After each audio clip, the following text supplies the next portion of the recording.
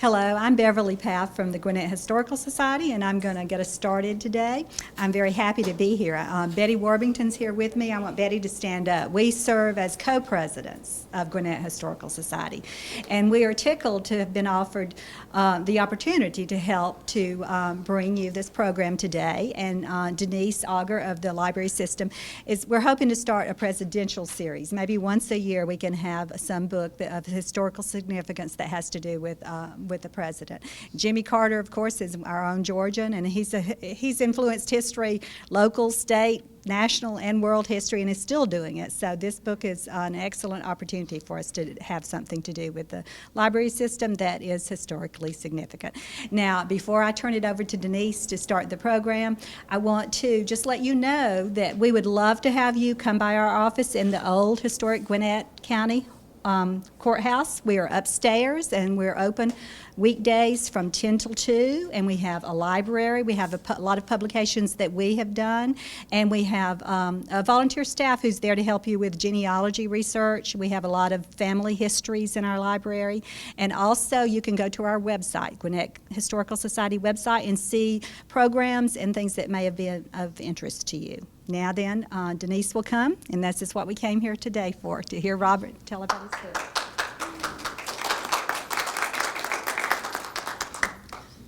Thank you very much.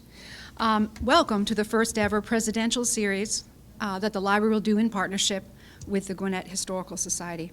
We're very pleased about this. This was the brainchild of our director, Charles Pace.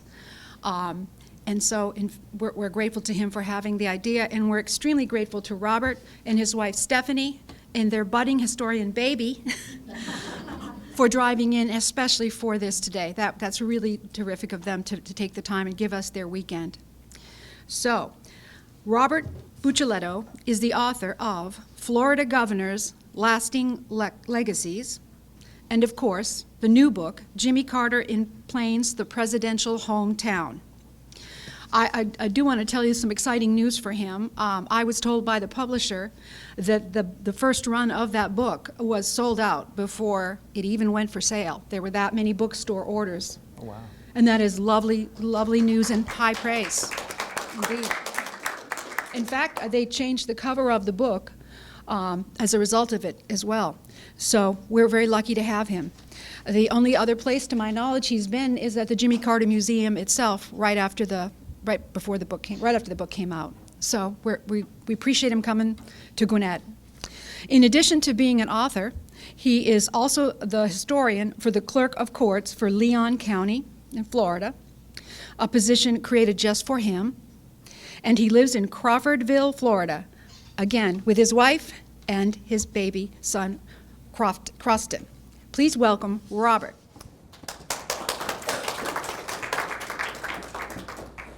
Alrighty, can everybody hear me okay? Great. All right, well, thank you all so much for having me. As Denise just mentioned, this is only the second event that I've done in Atlanta since the book came out. We've been running around all over Georgia and the panhandle of Florida like chickens with our head cut off. And one thing you have to know about me, my wife, and my son, we're the gang that can't shoot straight. So we always got to show up early, we always end up leaving late, we always make wrong turns. So it's been a little bit of a whirlwind, but it's been a lot of fun. And the only one out of all of us who hasn't cried on the way here was my son. He's been a real champ, and I appreciate you. But he will now cry, I'm sure, for the entire afternoon. So a few things to start off. And I've kind of started every single presentation this way, because inevitably we do Q&As, and the only uniform questions that I always get asked are, who are you? You're like 4 years old. Why did you write this book? You have no connection with Jimmy Carter whatsoever. And that's true. I have no connection with Jimmy Carter whatsoever. And the other one is, why Jimmy Carter? And have you met Jimmy Carter? Those are the three questions. And to begin with, I am very young. I'm going to be 30 in January. So the answer is, I'm just that big of a nerd. My wife's cross to bear. But Also, when it comes to why Jimmy Carter, and to reiterate, I have no connection with him. My granddad was in Florida politics for 20 years. So for a long time I said that it was that sort of connection with my granddad because he was in Florida politics. And he was actually the legislator who introduced the solar panel energy program in the state. And he did it with the help of, and quite a lot of prodding from the Jimmy Carter White House. So for a while I said that that was the reason. But as I began to sort of, really kind of think about it, because I would give that to people's answer and they would just kind of look at me like, well, okay, I guess, whatever. I began to realize that the real reason why Jimmy Carter and why Plains, Georgia, is because if you take a minute to actually look at this man's life, brought up in the Jim Crow South, but was able to have lasting friendships with African Americans his whole entire life, came from a household where they were never able to go to college. They had means, but they just came from a culture, a climate where you just didn't go to college. And from the time he was a very young child, he knew that he was going to be a naval officer. And so he set out to become a midshipman in Annapolis, and he did it. He actually, you actually had to get your congressman to write a letter for you to get into Annapolis. And this young man from South Georgia, he said, well, okay, that's doable. He is my congressman. And so from then on, you see this man who just seems to kind of climb these mountains that so many people don't even climb because they just think, well, why would I even try? I mean, it's just so high, it's so lofty. There's no reason in the world I would be governor. Why should I even try? And here this man is, he's just darting across. Every single moment in his life is just blanketed with events that he decided to be the master of events. Whether it was running for the state senate, which, by the way, the state senate, when he ran, he lost. I don't know how many people know this. The party boss, the local party boss, rigged the election, put in names of a lot of dead locals in this. They had an old empty cigar box that served as the ballot. And he filled in something like 150 dead names. And Jimmy Carter said, well, that's not right. I know I won. And he challenged it. He went to Atlanta. The governor's office didn't do it. So he went to, I think it ended up going to an actual circuit judge. But in the meantime, people followed Jimmy Carter home every single night. His work was broken into by these party bosses. And a lot of people would have just stopped. They would have said, well, I lost, whatever. But Jimmy Carter said, well, I don't think so. And all the time, whether he was in the Navy, whether he retires from the Navy to go back home because his dad's sick, and he picked up his father's failing business, which a lot of people don't know this, but Jimmy Carter's father was very successful. But he eventually went into debt because he was actually helping all the sharecroppers make their payments to banks. He was about $200,000 in debt. And a lot of the media like to mention that he was a proponent of the Jim Crow South and that he was a segregationist. And he most definitely was. He didn't want to make any waves. But he also paid for the school, the glasses, the shoes for all of the African American children in Plains and archery. And Jimmy Carter, who by the time he was in the Navy, he had already outstripped his father professionally, but he saw this steady stream of people that would work 12, 15-hour days, and then they'd get off their tractors, they'd dust themselves off from the fields, and then they go and they'd spend hours of their precious time thanking this man. And Jimmy Carter said, well, here I am, I'm very successful, but if I died, who would care? And that was a turning point for him. He decided he wanted to essentially make his life in his father's image in a way. And so he took over his father's struggling business. And Jimmy Carter, he didn't go to school for agriculture. He went to school for nuclear physics. So Jimmy Carter, the peanut farmer, never took an agricultural course. He didn't know what the hell he was doing when he got there. And that again, a lot of people are very smart, but they don't know how to farm. And you know, I get told all the time, oh, well, you're so smart. And I say, well, you should see me do algebra. You think I'm smart, you should see me try and plant a turnip. But Jimmy Carter, he just stuck at it. And he was tenacious. So, and eventually, of course, you know, he becomes a big success as a peanut farmer and then as a state senator. But all the while, you have these white citizens councils, which was a, you know, that was sort of a, you know, tongue-in-cheek name for white supremacists. And they would offer Jimmy Carter membership, leadership positions to these councils. And Jimmy Carter would say, no, no, no. And eventually they said, you know, is it because you can't afford the dues? Because we'll pay the dues. And he said to him, essentially, you know, if you give me that money, I'm going to flush it down the toilet. So he was in a small town relying on these people's goodwill. And his family, the Carters, were the only families that voted for their church to be desegregated. His kids were beaten up in school because they supported Kennedy and LBJ. He ended up having to get his own fueling station in his peanut shelling operations because nobody with gas would fill up his tank because he supported civil rights.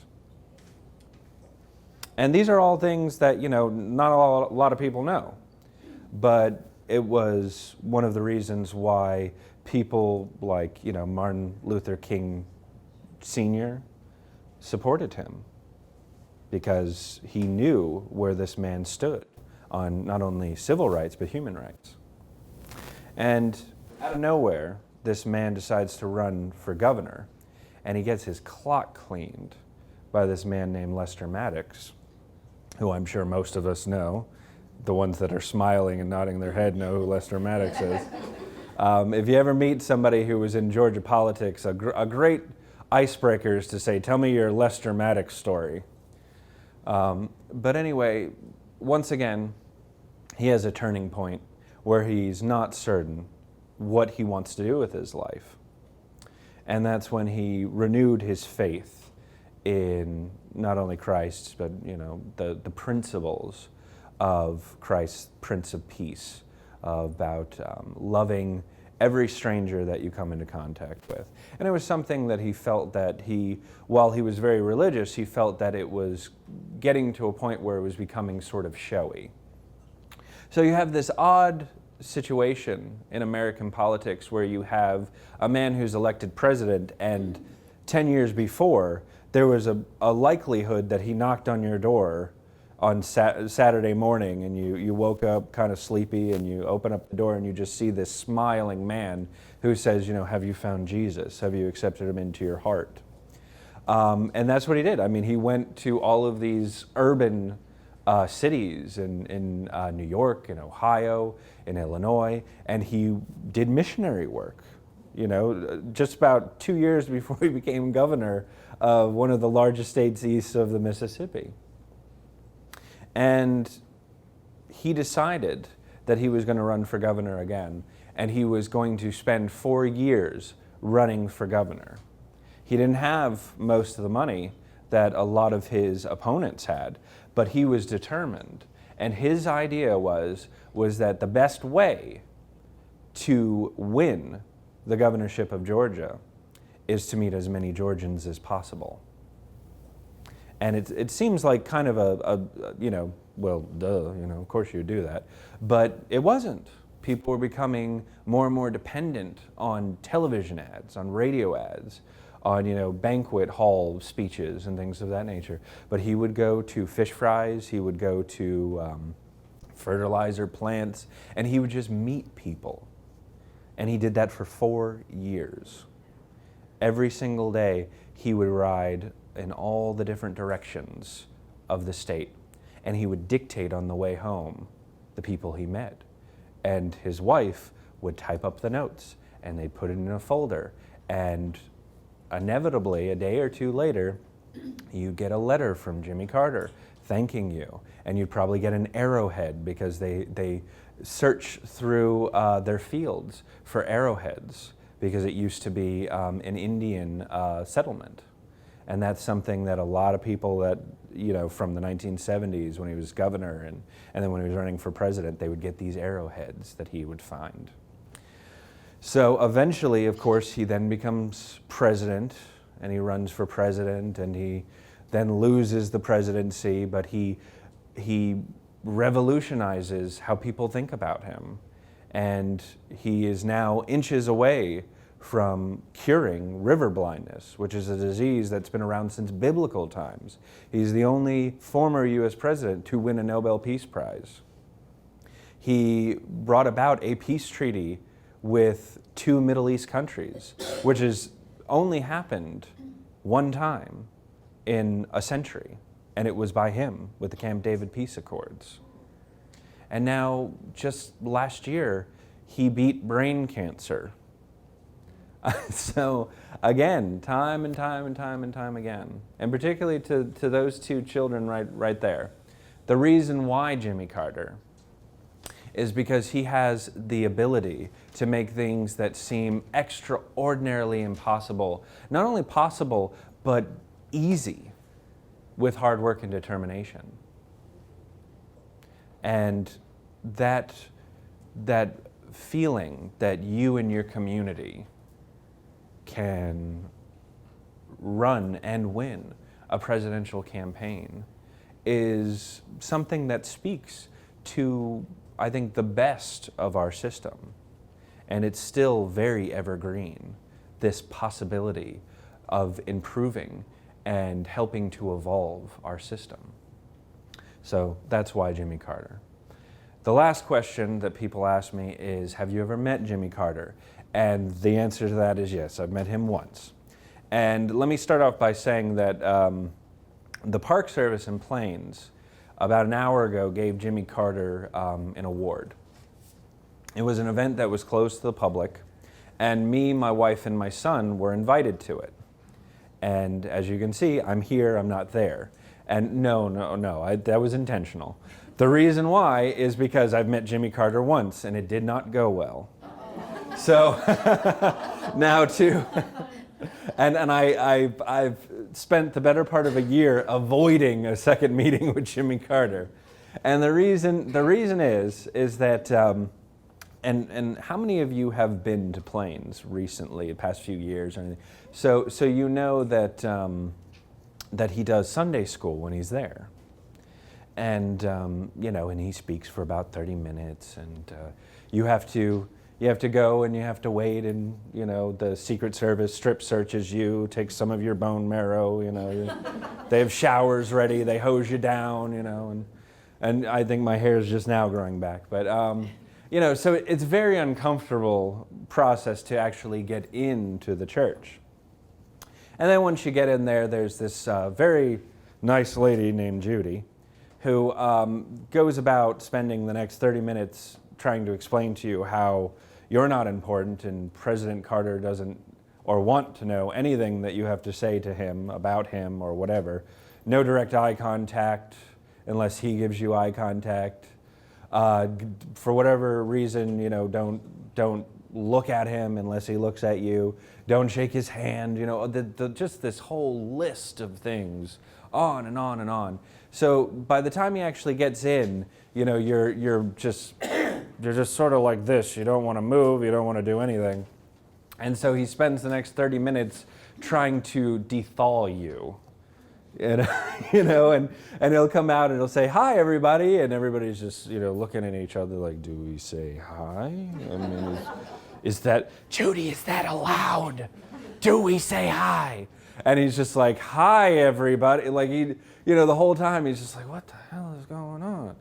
And so, and one thing that you have to know about Jimmy Carter's Sunday school, he wants to teach you.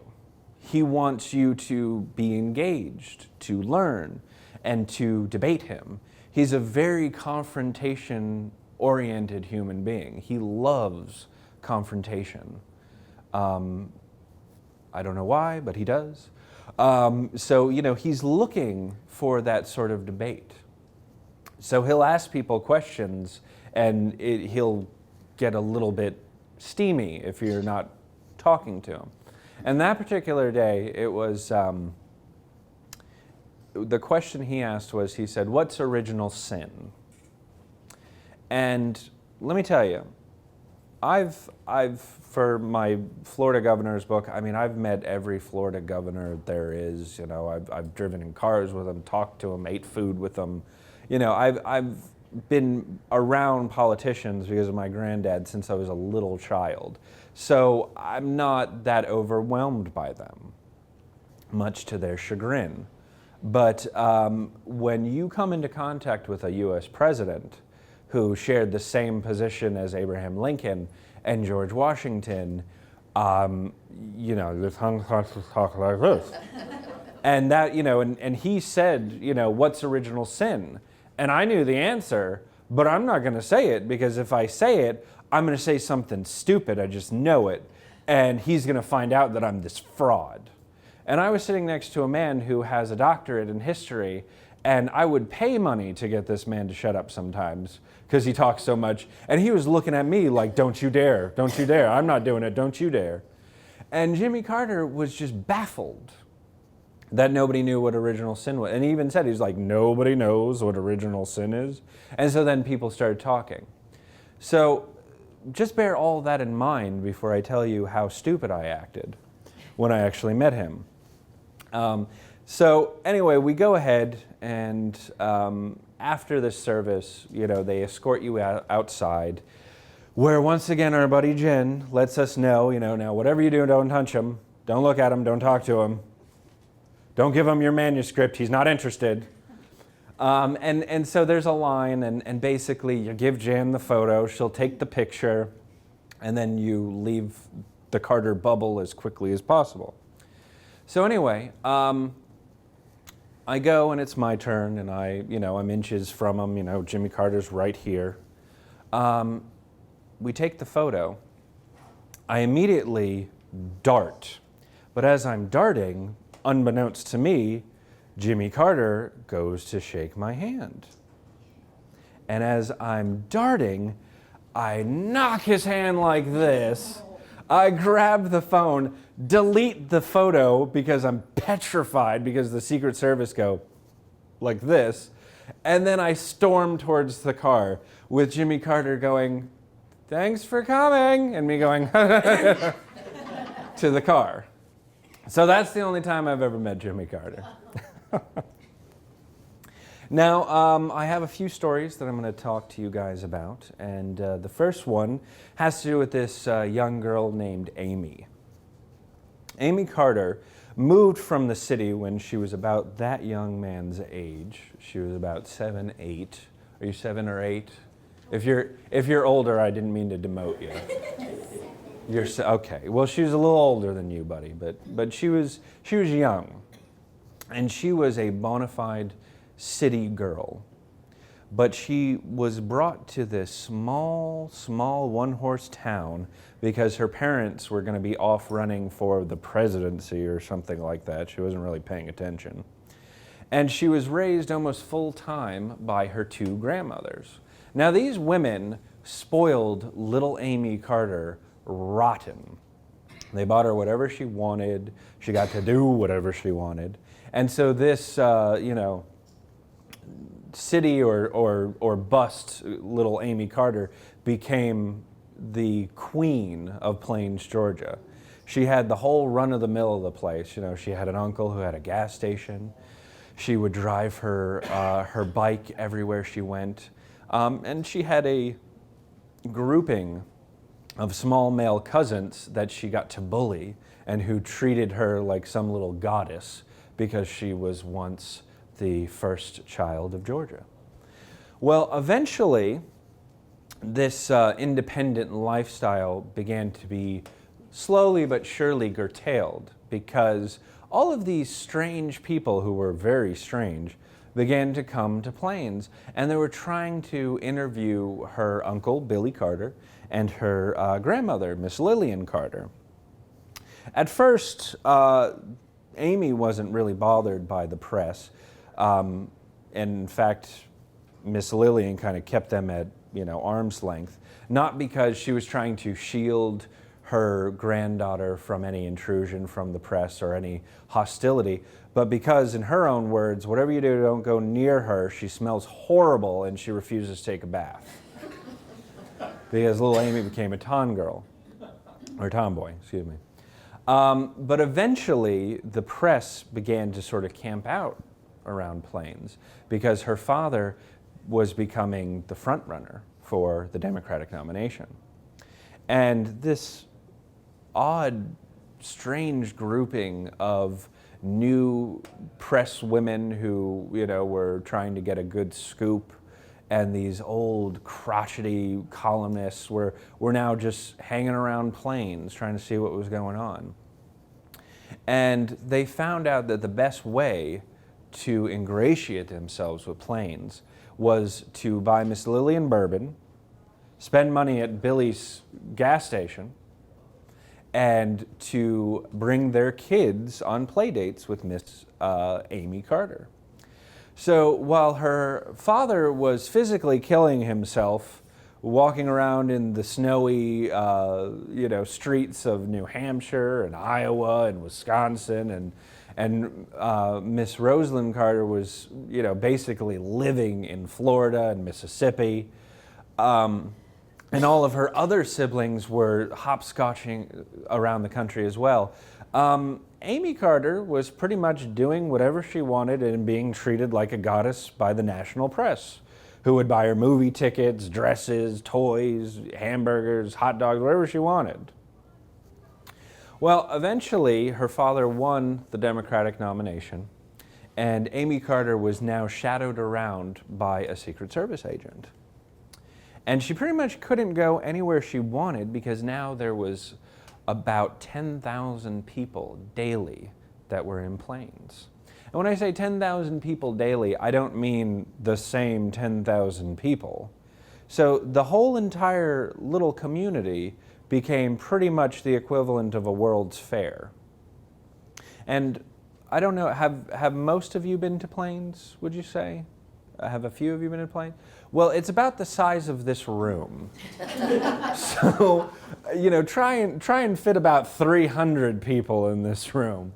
There were 2 gas stations, there was 1 restaurant, and there was 1 public bathroom that was located in the train depot, which was serving as the national headquarters.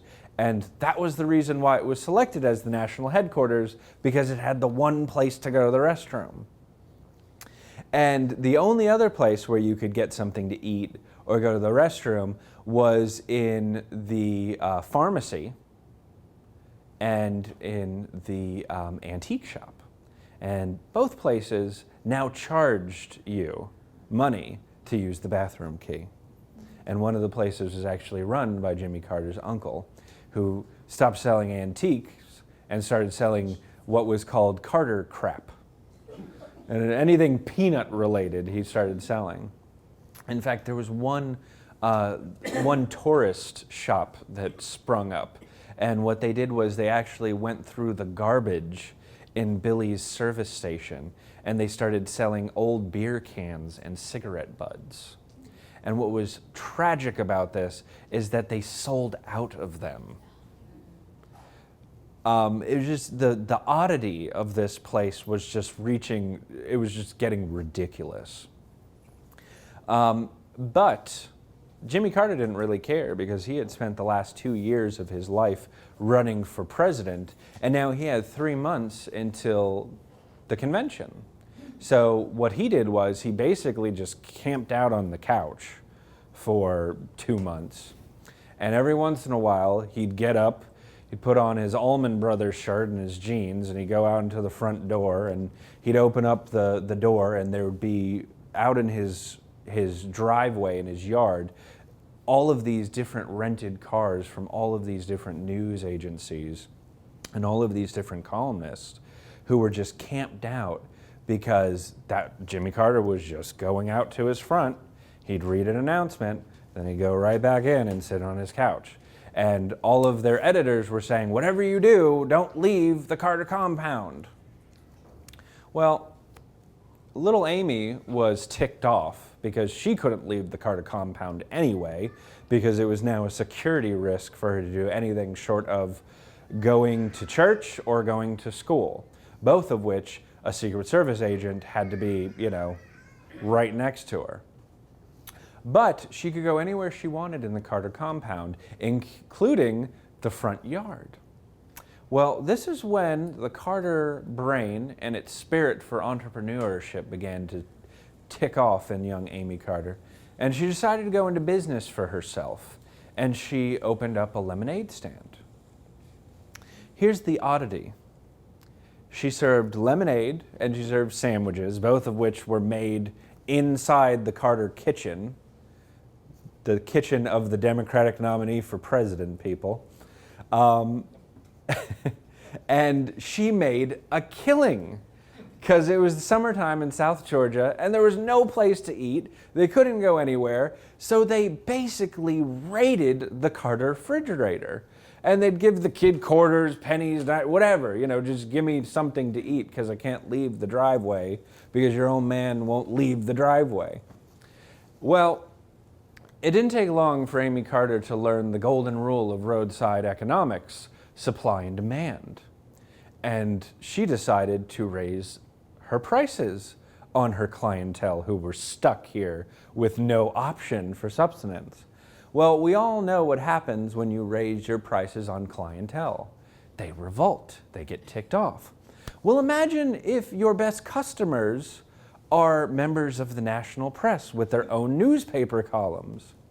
Needless to say, the cartoonish figure of an Amy Carter who was just ripping off these starving newspaper columnists daily found its way in satirical articles in the New York Times and Sun Sentinel and just everywhere.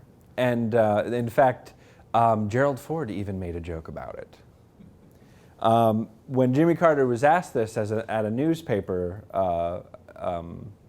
luncheon, a little bit afterwards, surrounded by 50 or 60 different reporters, what he thought about his daughter's price gouging, he smiled and he said he thought it was a great idea. He had no sympathy for any of the journalists because they had expense accounts, but also that they should be paying triple because they could afford it, and that Amy Carter had made substantial improvements to her lemonade stand. It was now made of plywood instead of cardboard, and she had swept the walkway. So the raised prices were justified in his eyes. Well, I always like that story because to me, the idea that this man who, when he went into the convention, the Democratic convention, he had a 30-point lead on Gerald Ford. So, of all certainty at the time, this man was going to be president of the United States. And here his daughter is making sandwiches and lemonade for the national press. But to me, it's this odd marriage, the 1976 election, between the ordinary and the historic. And I want to get back to you for a second about that number, 10,000 people. Because the people that put on this event, and they did a great job, by the way, they have been working on this, and they've been telling everybody that they could to put on this event, to get all of these people here to see this one schlep. And, there's not 10,000 people here, but it's not through a lack of trying. The people in Plains, they didn't have a Come to Plains campaign. They didn't spend a dime to attract these people. This was one of these oddities in our American experience, where 10,000 people daily just said, hey, let's go to Plains, and started going to Plains. People went on their honeymoons, on their anniversaries. They just went to Plains. They had no idea what this guy was all about. They didn't believe him. There were people that would point to the number on the water tower that said that features on the water tower Plains zip code. And they'd say, aha, see, that's actually the population of Plains. It's not really 600 people. There were people that were trying to break things to see if the facade would come off, because they were not convinced that this man was for real. Members of the Peanut Brigade, which we have a member here, by the way, would go to New Hampshire, and they'd go to all of the early primary states, and they would go of their own money. And they'd say, I come from Americus, Georgia. I come from Plains. I come from, Waycross. I know Jimmy Carter. I've met him. I've gone to church with him. This is why I think he should be president. So you had this communal campaign that was taking place in Plains that was running parallel to the national campaign. And you had this almost populist revolution taking place in America that was going on at the same time as our bicentennial. And leading up to our bicentennial, there were people that were saying, what's the point of celebrating America? Watergate had just happened. For a long time, African Americans in major cities felt like they were sort of, just participants of the American experience. They weren't going to celebrate the 200th anniversary of anything. There was this sort of detachment. And then you have this man who is saying, well, I come from nowhere.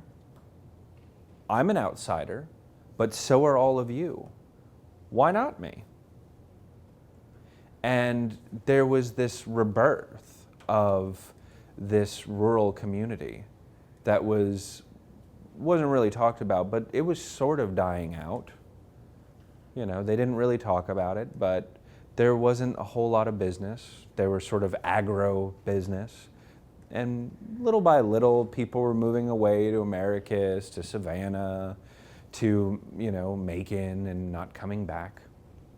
And Jimmy Carter seemed to awaken something in that community. There were talk about doing an amusement park in Plains once he became president. And even today, there's still 30,000 people that come to Plains. And if you ask them, what are you doing in Plains? They're like, I don't know, it just seemed like something to go to. There's this historic and nostalgic pull to this community. And it is very unexplainable. And it's never been explained why 10,000 people went daily to this one place when nobody told them to come. And it was at the same time when places like New York, Boston, Atlanta were spending hundreds of thousands of dollars a year to attract strangers to come. And everybody was just going to Plains. Now, with all of this popularity, there were drawbacks, of course. A lot of people moved. Including Miss Lillian and Billy Carter. Miss Lillian actually moved to the Pond House because she was just being hounded by people. And Billy's gas station actually blew up. A lot of people don't know this. During a fish fry, it caught on fire. And the structure that's there now is actually, it was rebuilt. But Billy, he had a reputation that was basically something that he created of himself. He was famous for saying, I got a redneck, I got a Pabst Blue Ribbon, and I got white socks. And, he wasn't a hunter. He drove a truck, but he never went mudding or anything like this. It was a reputation that he just lived tried to live with because he was making money. You know, he started making $100,000 a year annually with people coming into his gas station. But he didn't really like the notoriety. He ran for mayor of Plains. He got 97 votes, and the winner got 103. And the reason why they said they didn't vote for him was because their state senator was Hugh Carter, who owned Carter's Worms in downtown Plains. He was the largest proprietor of worms in the world, but he took over his cousin Jimmy Carter's state senate seat. And they didn't like the idea that they had a Carter in the state senate and then they had a Carter in the White House. They didn't want a Carter for a mayor. So Billy retaliated by stealing the communal Christmas tree that year. But actually hired 2 college kids from Americus to do it. And he said, you know, I was in the White House, so don't blame me. But apparently he did pay for it to get quietly mutilated in the woods somewhere. It was this really just god-awful fake tree. And it was like turquoise, but it was also like pumpkin. And I mean, it was really ridiculous. And he just hated that tree. And that was one of his campaign platforms. If he became mayor, he would kill the tree. But he killed the tree anyway. But Billy just hated what Plains had become, and he eventually moved. And there's actually this picture right here was taken moments before he flipped off the photographer. Which and that leads me to the photographers of this book. There are 2 different men who contributed photographs. The one who contributed that one and this one right here did it after the election. He's this wonderful blogger by the name of Edwin Hunter, and he writes this great blog. It's called Chicken Fat, and it's all about growing up in South Georgia in the 1950s and 60s, and a big part of it was going to Plains. And when he went to Plains, these photos that he took, there's this wonderful guerrilla-style photography because everybody hates the fact that he's there because he's a stranger and he's taking photos. Miss Lillian, the photographs he took, he had to do it like on his side because she was getting tired of people taking photographs. And she actually had a sign that said, "Don't touch me, just talk and keep walking." And like I said, he saw Billy Carter, and Billy Carter, when you look at the photograph, he has this look on his face like he's sort of giving him the 1,000-yard stare. And they really had enough. They were tired of people. They were tired of the excitement. There were trolleys, there were buses that would take you to all of the different sites outside of Carter's home, outside of the pond house, outside of their business, took them to the boys' town that the Park Service then was trying to buy the boy home, but the current owners wouldn't sell it because they're making too much money showing people around. So it just was not pleasant. It was not a pleasant experience. And as a matter of fact, Billy got sanctioned by the EPA.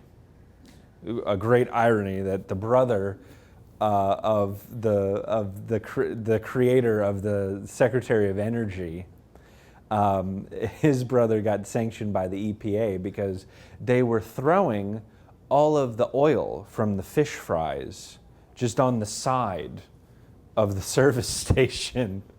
And the EPA wrote them up because there's toxic waste. I mean, the place was practically glowing in the dark at night. So you had all of these people that were moving away. There were people that were that used to just be able to walk down the street to get whatever they needed.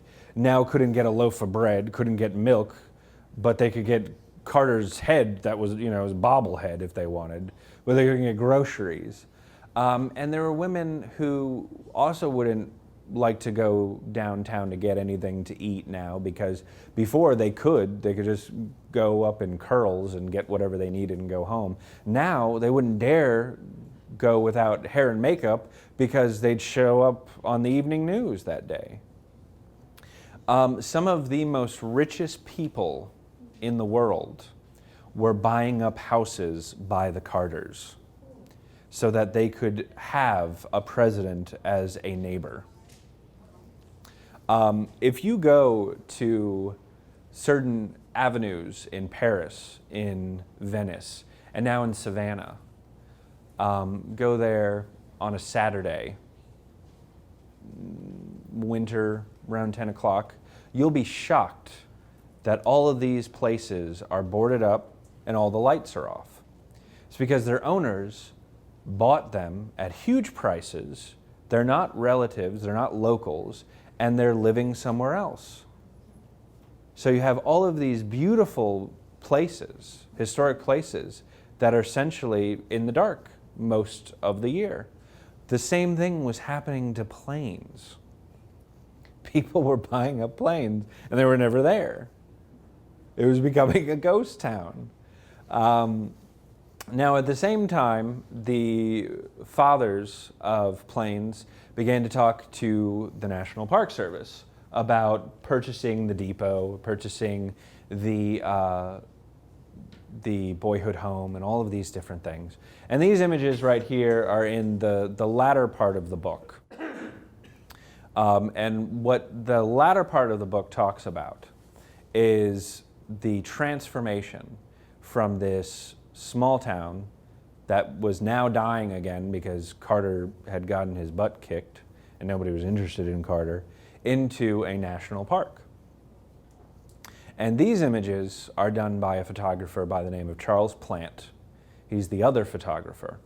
And he captured all of these other images from the campaign and election night and election day. And as a matter of fact, he was one of the only photographers that had Secret Service protection and clearance. So his images are very, very personal. He was the only photographer that was permitted on the campaign platform at the depot on election night and election morning. So all the images of the historic 24-hour election night that, you know, because I don't know how many of you remember, but Jimmy Carter didn't win until 3 a.m. when Mississippi went into his column. So everybody was partying all night long. All of those images are done by Charles Plant. And if you go there today, a lot of the videos are done by Charles Plant at most of these facilities. So he has this openness in his images, and they run sort of counter to Eddie Hunter's images. You have these photos of these people that are exhilarated, they're excited leading up to election day, and then election day, and they're going on the Peanut Express, which was this Amtrak that was chartered in planes to carry all the people of Plains to the inauguration. And then you have the flip side, which was what was known as the greening of Plains, when Plains was sort of becoming nothing but money, how to make money. And you had the people who were now not enjoying themselves in the community. They felt like they had created a monster and they didn't know what to do, how to stop it. And so, in my opinion, I think you get the whole concept of this small little town. So, the last thing that I'm going to talk to you guys about is the depot itself. Tomorrow, I'm actually going to be hosting a series of small documentaries for the Park Service on the train depot in Plains, which was the campaign headquarters. And I found something recently. It's the dinner menu from the Peanut Special, which was the Amtrak train. It was chartered actually 1 year before Jimmy Carter even won the Democratic nomination. So that's faith right there. But it cost $80,000 for them to charter it. And I have here the entrees on the journey. And it was baked sugar-cured Georgia ham with candy yams and Georgia pecan fritter. And they had peanuts as an appetizer. So, but I do want to talk to you a little bit about the depot. It was selected as the Carter campaign headquarters because it was the only place that had a bathroom. Today there's a padlock, so you can't enter America's most historic lavatory, but it is still there in all of its glory. But on the day that they were opening the depot, they were laying some cement for this nice little walkway. And unbeknownst to them, the cement truck started to list as they were trying to guide it. And before long, they couldn't get the cement truck out of the ground. The entire left side of the cement truck was now completely buried. And two men came storming out from their establishments from across the railroad tracks. One of them was mad as hell, screaming at them, saying, "Jesus, what are you doing?" And the other one was smoking a cigarette and drinking a Pabst Blue Ribbon and not saying a word. Well, the one man who was screaming said, "You hit the septic tank. You busted the septic tank." And black gold was coming up from the ground. And the man was he was spitting, he was screaming, and he said, "For crying out loud, if you wanted to know where the septic tank was, you should have told me." And the man who was drinking a beer and smoking a cigarette put the cigarette down on the ground, stomped it out, and said, "Well, Christ, everybody knows where it is now." And that man's name was Billy Carter, of course. But if you go to the depot now, it was a gift shop. It was the greeter center for a long time while they were renovating the middle school and high school of Plains, which a lot of people think that they go in there now and the place was just, one day it was closed and it stopped educating people, and then it just opened up as, a gift shop and a museum. But in actuality, it was boarded up for about 30 years, and they had to raise $6 million to renovate the place. And that was a great task of the Carters in their post-presidency, because the people of Plains had to come up with $3 million. The federal government was only going to give them $3 million to renovate. So the Carters did fundraisers, they wrote books and donated the proceeds. I mean, they did everything they could to build this great facility.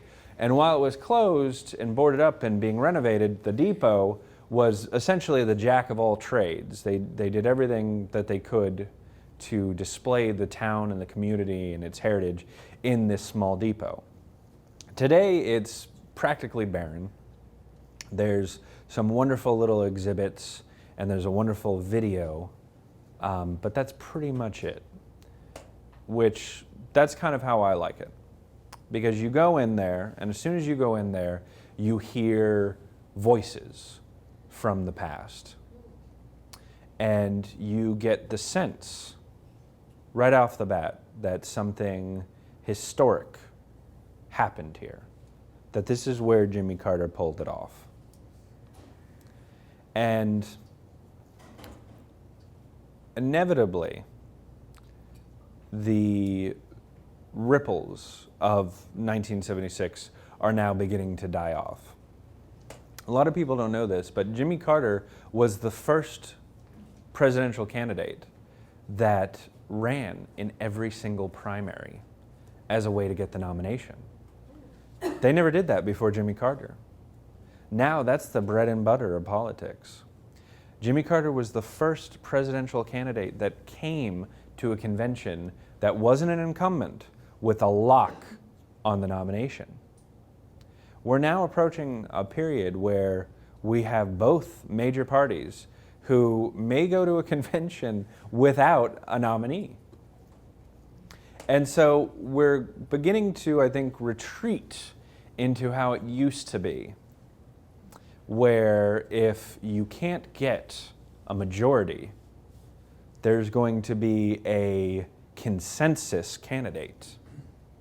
And this is something that people don't know and that you should all really think about. But party conventions don't operate by governmental regulations. So those delegate totals are only good until the first ballot. That's why you have people like Martin O'Malley, like Rubio, who have been out for months but haven't surrendered their delegates. So this is going to be a very, very interesting election. A very, very historic election for both parties. And so I think when we have a situation like this where I think at our core we know that the openness, the potential to be involved and to bring about change in a positive way is beginning to be eliminated a little bit from our national discussion. We individually can't shape things the way we could have 40, 50 years ago. It's becoming harder to run for things. It's becoming more expensive to run for things. But it didn't always used to be that way.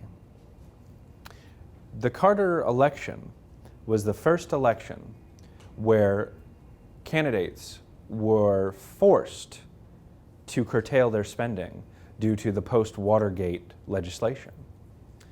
Ford and Carter spent $25 million each nationally when they ran for president once they got the nomination. $25 million nationally. That's as much as Richard Nixon spent on his home state 4 years earlier. If you think about it, that's a huge, dramatic reduction. They were the first set of candidates that reintroduced national televised debates because they needed the air cover. They were the first election where vice presidential debates were introduced because they wanted another debate, but the candidates themselves were exhausted. So they said, throw in the VPs, let them dish it out give us a break. All of these things were done to make elections more accessible. And if you think about it, the idea that this man who was an outsider, who his party didn't want him to be president, he ran in a pool of 16 different candidates. But he won because he ran harder, he ran longer, and he changed the way people won elections. He was innovative. So if you think about it, he did all of those things. How he did it speaks to elements, the better elements of our national character: innovation, potential, involvement. And all of these things, all of these concepts are evergreen. And so, before I finish, particularly because we got some youngsters here, it's important for you to be involved. It's important for you to participate because your nation is you. You make up the instruments of government. And if you're not satisfied with something, it's important for you to get involved the people of the post-Watergate world were not satisfied. And as a result, they elected a man who had no connections to Washington. So bear that in mind whenever you feel as though there is something that is unobtainable, that is not possible. It is. And a perfect example is, I am dyslexic by birth. I didn't learn how to read until I was 12 years old. I graduated from college. First job I took was the first job I could get because I just married a woman and I wanted to have kids with her, was a manager trainee at Waffle House. 8 months later, I was a clerk historian and I had a book deal.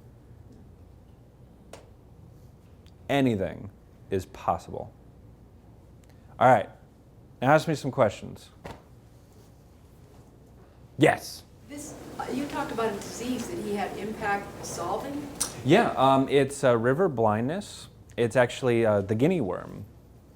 In 1983, the Carter Center began their program to eradicate the guinea worm, which is found in most third world countries. What happens is it's a bacteria, a water bacteria, that gets into your blood system, and it actually causes temporary blindness. And in 1983, there were 8 million cases worldwide. Today, due to the efforts of the Carter Center, there were 20 reported cases last year.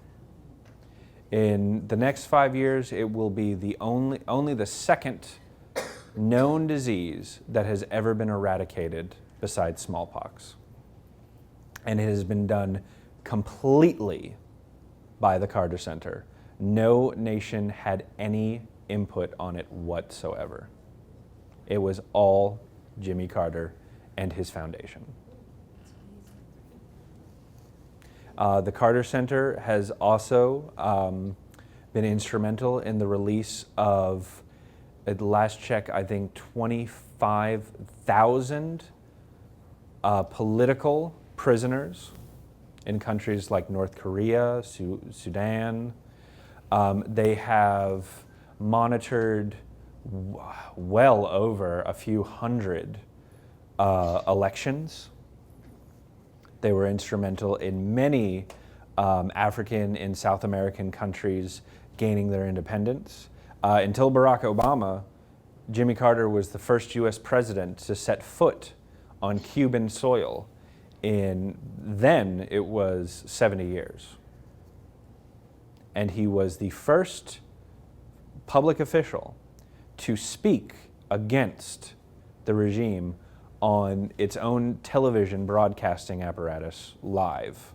And they had to carry it because he was a former US president. And he spoke that they should open up the election system, which unfortunately they did not, but they should. But yeah, that was the disease. Next question. Yes, sir. I actually have two questions that Great. are totally unrelated to each other. Well, that's fine. Yeah, I'll ask the first question. I don't fix cars, so I don't know. You know, I don't own the car. Okay, fair enough. Fair enough. What was the process that went into choosing the photo for the cover? Yeah. It's a beautiful photo, but it has nothing to do with. Are you talking about the cover? Yeah, the cover. So this is what happened. For starters, I have a horrible dosage of Black Irish Catholic guilt. So I am like as far removed from diva as possible. So the publisher says, here's 6 photos that we want you to select as the cover. And the one that I selected is a photo that's on the back. And it's this sweeping image of election night. And there's a sea of people, and and to me, I was like, what a perfect photo for the cover. And I just thought it was so dramatic and wonderful. And the publisher ignored everything that I said. And they selected what's on the cover there, the inauguration walk. And their idea was that it was going to sell more books. And I am a father of a newborn and a stay-at-home mother. I have that for a wife. And again, Black Irish guilt. So I just said, fine, whatever you want. Selling books is good. And so I sold out. But no, they, in all honesty, they just thought that it would be more profitable that way. Again, I put up a little bit of a stink because I said to them, it's not really planes. And the people of Plains are a little bit, ticked off about it. Particularly Charles Plant, because he thought his photo was going to be on the cover. So he was a little upset. But it's a beautiful cover regardless. Yeah, it is. But no, I'm a very benign author. I'm very accommodating, so I probably could have fought him a little bit, but also I didn't get the title I wanted either. They came up with the title. The title of the book that I thought would be a great title was Carter Country, because there was a sign outside of Plains that said Carter Country, and they said absolutely not. We're going to put Jimmy Carter on the cover because it'll sell more books. I said, all right, whatever. They like selling books, so that's one of those crosses to bear of publishing. And afterwards we had a marketing meeting, and they said to me, now Robert, the cover, are they walking in Main Street Plains? And I said, no, that's the inauguration, and they're like, oh, okay. So, they weren't too interested about what would be best, I think. What was the second question, sir? Well, you sound like President Carter as an author, because I think many people say that he works very well with his editors and representatives, because he's always very accommodating. Well, you first of all, thank you. That's very, very nice to say. I haven't won a Christopher Award like him, but that'd be great. But you're not as old as he. Well, true. But it's there's nothing worse than a prima donna. I know a lot of writers that won't sign books. I know a lot of writers that won't promote the book, and to me, that's just very stupid. I have a 7-month-old there. I'll sign whatever you want. You want me to shake your hand, I'll shake your hand. You got a product you want me to endorse, as long as I can have some, But no, it's the thing is that you're making something, and ideally, you want it to be good, but ideally you want people to like it, and you as the creator of this thing, it's kind of like a kid, I really don't own this book. I help make it. I'm doing all that I can to make sure that it has a good run, but at the end of the day, it's all of yours. It's for you. So it would be totally counterproductive for me to walk around saying, do you have any idea who I think I am? So it does well to make your publisher, responsive to you, because that way they'll publish your next book, Yeah. Oh.